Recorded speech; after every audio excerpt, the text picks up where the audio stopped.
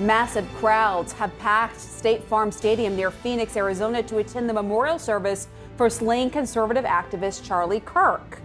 That stadium near capacity right now, with some people already being turned away and directed to overflow areas. Mourners began lining up as early as 2:30 this morning local time to get a seat, and a spokesperson for the Glendale Police Department telling CNN that in total more than 200,000 people may try to attend the event. I was devastated. I cried. I mean, it was awful. And I really had a strong, I wanted to be here to honor him and his life and his family, what he stood for. It was like a brother in Christ was shot and killed. And it's like, I felt that, like it felt like a member of the family, and it was really hard. It was like losing a brother. I'm an only child, so it was hard for me. And I haven't mourned like that since the death of my father, and it's very tough. We are, of course, expecting to hear from many high-profile speakers today, including President Trump himself, who just moments ago we saw deplane at Luke Air Force Base and board the Beast on his way to State Farm Stadium in Glendale. We're also expecting to hear from Vice President J.D. Vance, as well as members of the president's cabinet who are expected to deliver remarks, including Secretary of State Marco Rubio and Health and Human Services Secretary Robert F. Kennedy Jr. We'll also, of course, be hearing from Charlie Kirk's widow, Mrs. Erica Kirk. We're going to bring you live coverage from the event all afternoon. Let's start on the ground with Arlette Saenz in Glendale. Arlette, what are you hearing? Well, Boris, this memorial service has been underway for just over an hour, as we have really heard many personal testimonies from people who directly knew the slain conservative activist Charlie Kirk. Now, we've heard people speaking in very personal terms, in Christian terms, as they talked about his connection with God and his faith. We've also heard stories from people who worked with him, including one individual who helped introduce Charlie Kirk to his wife, Erica Kirk. These are all remembrances that people want to share with the tens of thousands of people who had gathered here at the State Farm Stadium in Glendale, Arizona. There is barely any empty seats in this house as people have come to pay tribute and honor the life of Charlie Kirk. Now, while you've heard people speak in very spiritual tones, there has also been references from multiple speakers describing Charlie Kirk as a martyr and saying that his movement is just beginning. Statements like that have prompted large rounds of applause from the crowd that has gathered here. But we spent some time before this service began really speaking to people who decided to spend their Sunday here at this service. There are young conservatives who said that they connected with Charlie Kirk over his Christian faith, and others who said that they've really been inspired by his ability to reach out to people with differences of opinion to talk through those matters. Here is one of the women that we spoke with earlier today. And we do it the way that Charlie did. I think he's had a very strong impact because he's showing fairness. He always showed fairness to everybody. You know, even when he was having his get-togethers at the campuses, he would always invite the ones that didn't agree with him to come up and talk first. You know, to get a dialogue going, talk to one another. You know, that's huge. Not many people do that. To love our country, to honor God. Now, as you mentioned, President Trump landed in Arizona just a short while ago. He will be making his way here to the stadium where he is expected to be the final speaker for this event. We will hear from many cabinet members and Vice President J.D. Vance, who has talked about how he believed Charlie Kirk helped bring him into the MAGA movement. We've already seen people like HHS Secretary Robert F. Kennedy Jr. and Pentagon Chief Pete Hegseth arrive. Also on hand today is the Tesla CEO and a former top administration official, Elon Musk. When he actually entered the arena, there were some people who spotted him, and there were loud rounds of applause that erupted for him.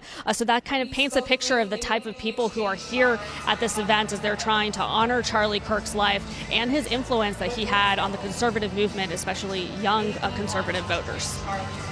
Arlette Saenz, thank you so much for the update there.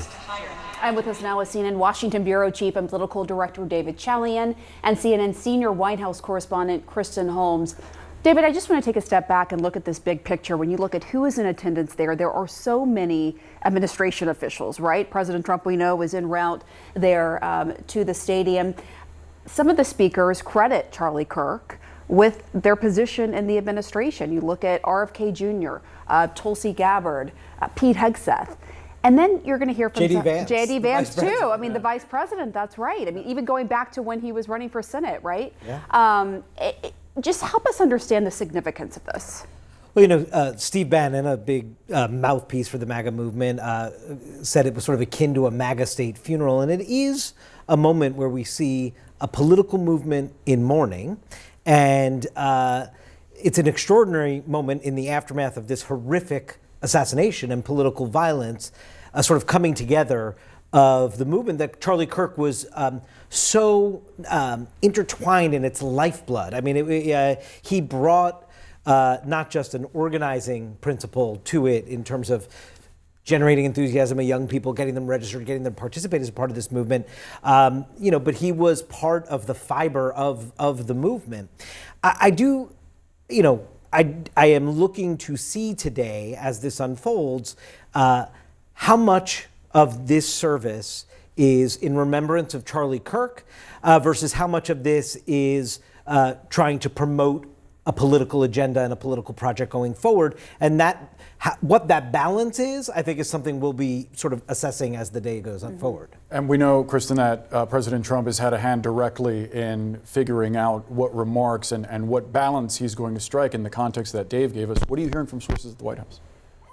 I think that one thing to keep in mind is that when we hear from sources close to President Trump that this is going to be deeply personal and that this is something that he has a hand in, that what President Trump views as a speech in mourning might not be the same that everyone views as a speech in mourning. And so it's unclear whether or not he's going to touch on these different political aspects. Of course, as we know, one of the first things that he did after announcing that Charlie Kirk had died from that assassin's bullet was go into the Oval Office and make a statement that was incredibly passionate, but also placed a lot of blame. It was a political speech. He placed blame on the left. Since then, we've seen the administration go after various leftist groups, saying that they are going to shut them down or investigate them. It's unclear what tone President Trump is going to strike when he actually takes the podium today. And I think one of the things I've heard is that he's still been tweaking the speech up until he actually takes the stage. Obviously, as we know, he also is one to ad lib. I do want to make one quick note about people who are in attendance. You mentioned all these people crediting their careers to Charlie Kirk. But in addition, someone like Elon Musk, who had a fairly public falling out with the entire administration, showing up there today shows you several things about who Charlie Kirk was to all of these different figures in the movement. Sources told me at the time when Scott Bessent and Elon Musk got into their verbal / slightly physical altercation that Charlie was on the phone with both of them afterwards. He had them both on the show, and he essentially told them he wasn't going to pick sides, but he wanted them to speak their piece on his show. We also know that when Donald Trump was publicly feuding with Elon Musk, that Charlie Kirk, who was constant contact with the administration, was also talking to Musk, essentially saying this isn't helpful to the movement, this isn't helpful to conservatives.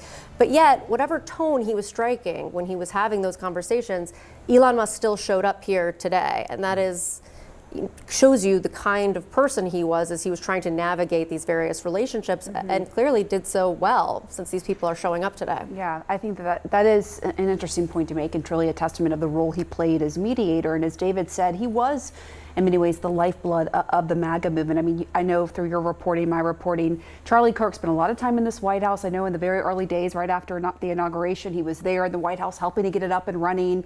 He had very close personal relationships. I know we talked about how he helped people's careers, but also there was the personal level. And that is why I think you're hearing from people like Susie Wiles, the president's chief of staff, who we rarely hear from. She's already gone on to the podcast that J.D. Vance hosted. That was Charlie Kirk's podcast. She's going to be speaking today. What are you expecting? Yeah, I think that's really striking. This is not somebody who likes to speak publicly. Even in interviews, she rarely sits down for an interview. So this goes to show you how seriously this administration is taking this and how close this person was. And one one of the things, I constantly got asked about in the aftermath is, what are you hearing from the White House?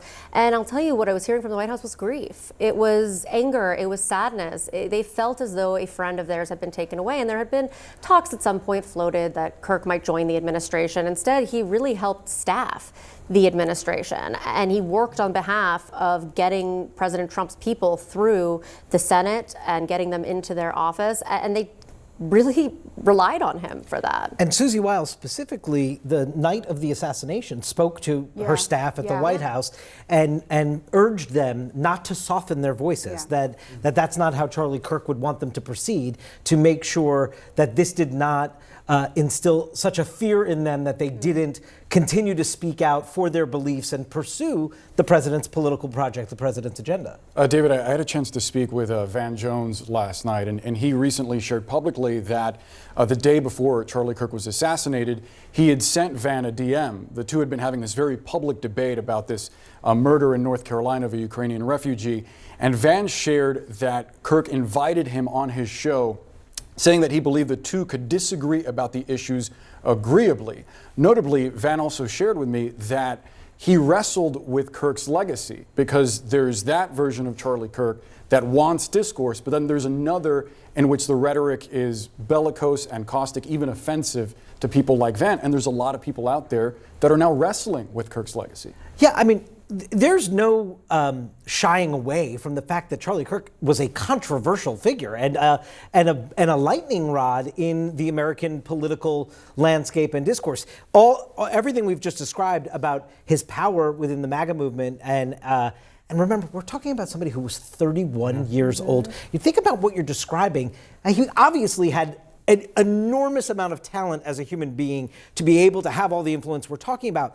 That doesn't mean that he didn't have policies and rhetorical comments as part of his world as a political actor that did not completely inflame his political opposition. It did. Now, as you said, he invites that opposition to engage in dialogue. Was part of his bread and butter, and I can understand why someone like Van would appreciate that. But that doesn't mean that even in this moment where obviously this entire political movement is still going through grief and memorializing him, that we shouldn't also understand that for the folks that he was on the other side, they found his politics, his policies, anathema to everything they believe about America. So controversial, but clearly influential.